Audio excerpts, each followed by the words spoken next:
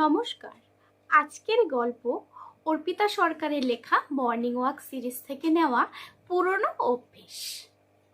কিরে, পর্ণার কল করেছিল নাকি? আমার সামনেই হাঁটছিল ছেলে দুটো। বয়স ওই বছর 28 কি 29 হবে।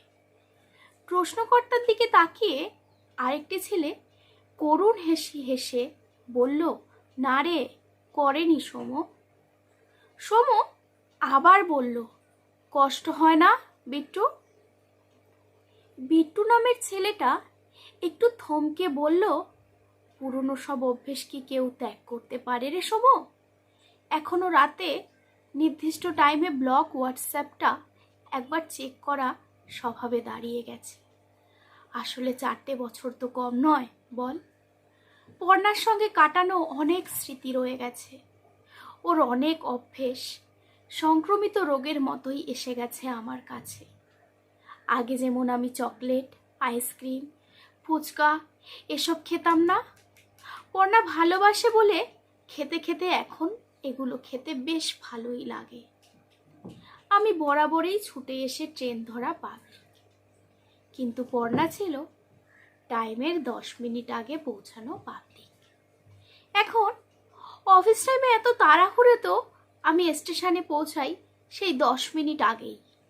কথা বলতে বলতে বিট্টুর গলাটা একটু আড়দোড় হলো। সোমু বলল, তুই চাইলে আমি একবার ওর সঙ্গে একদিন কথা বলে আসতে পারি। তুই ওকে কতটা ভালোবাসিস ও হয়তো বোঝে না তাই। বিট্টুর গলায়, উফ, বোঝে না বলছিস নাকি না বোঝার ভান করছে? না রে সোমু, আমি ব্রেকআপটা নিয়েছি।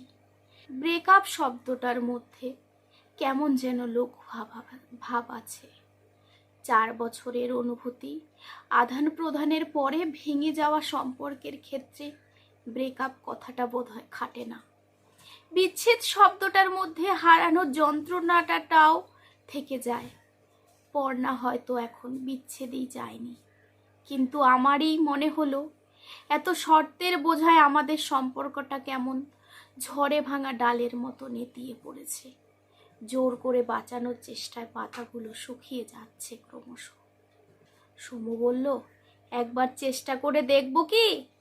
বিট্টু ঘাড় নেড়ে বলল, না রে, আর নয়। একাকিত্ব তবুও সহ্য করা যায়, কিন্তু ক্রমাগত শর্তের বোঝা নয়। তুই তো জানিস আমরা সেম এজ। আমি যখন সরকারি চাকরির এক্সাম দেব বলে প্রিপারেশন নিচ্ছিলাম, তখন পর্ণা একদিন বলল ওর বাড়িতে নাকি বিয়ের জন্য প্রেশার দিচ্ছে। আমি চাকরি না পেলে ও কিভাবে আমাকে নিয়ে গিয়ে দাঁড় করাবে ওর বাড়িতে? আমি পাগলের মতো এক্সামের পড়াশুনো ছেড়ে প্রাইভেট কোম্পানির জন্য অ্যাপ্লাই করলাম, পেয়েও গেলাম। স্যালারি খারাপ নয়। পর্ণা শুনে বলল, কিন্তু প্রাইভেট কোম্পানিতে চাকরি করতে করতেই তুমি সরকারি চাকরির চেষ্টা করো, না হলে বাবা হয়তো মানবে না।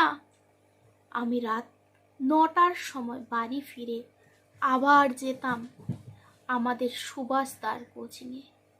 ফিরে টায়ার্ড হয়ে যেতাম। পর্ণার রাগ হতো কেন ওকে বেশি সময় দিচ্ছি না। দিনরাত ওর কোনো বন্ধুর প্রেমিক বন্ধুকে কিভাবে সময় দেয় বলে বলে অতিষ্ঠ করে দিচ্ছিল। একবারও ভাবতো না কার জন্য আমি এত কিছু করছি। একদিন ক্লান্ত গলায় বলেছিলাম, পর্ণা, আমি যে কোম্পানিটাতে সার্ভিস করছি সেটা যথেষ্ট ভালো, আর সরকারি চাকরির দরকার নেই। তাতে পর্ণা আমায় বলেছিল, ওফ, তার মানে আমাকেও দরকার নেই তোমার? তাহলে আর কি বাবাকে বলে দেব বিয়ের জন্য পাত্র খুঁজতে? আমাকে পেতে গেলে এত সহজ হবে না বিট্টু। ওই দিন আমার এতদিনের সম্পর্কের ভিতটা নড়ে গিয়েছিল।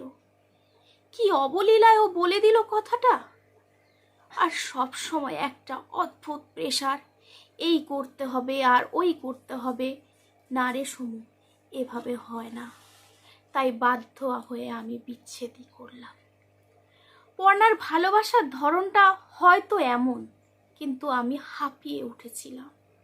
একটা কথা আমার খুব মনে হচ্ছিল, মেয়ের বাবারা নিজেদের মেয়েদের কেন সরকারি চাকরির পরীক্ষায় বসিয়ে যোগ্য করে তোলে না?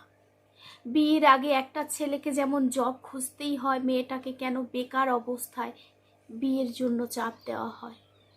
তখন কেন হাফ রাস্তায় পড়াশুনো বন্ধ করে দিয়ে বিয়ের জন্য উঠে পড়ে লাগে কে জানে? সঙ্গে ইমোশনাল ব্ল্যাকমেলিং তো আছেই।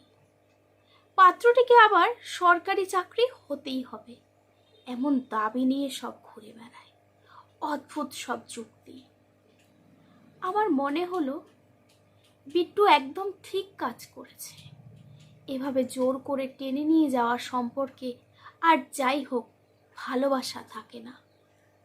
একাকিত্ব থাকুক, কিন্তু অবহেলা নয়। জীবনটা ছোট গল্প নয়, একটা বড় উপন্যাস। হারিয়ে ফেলার পরেও পাওয়া আছে, তাই এগিয়ে যেতেই হবে।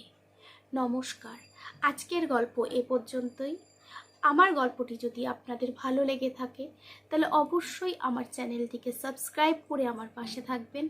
আর সবাই ভালো থাকবেন, সুস্থ থাকবেন, সাবধানে থাকবেন, আর অবশ্যই আমার পাশে থাকবেন।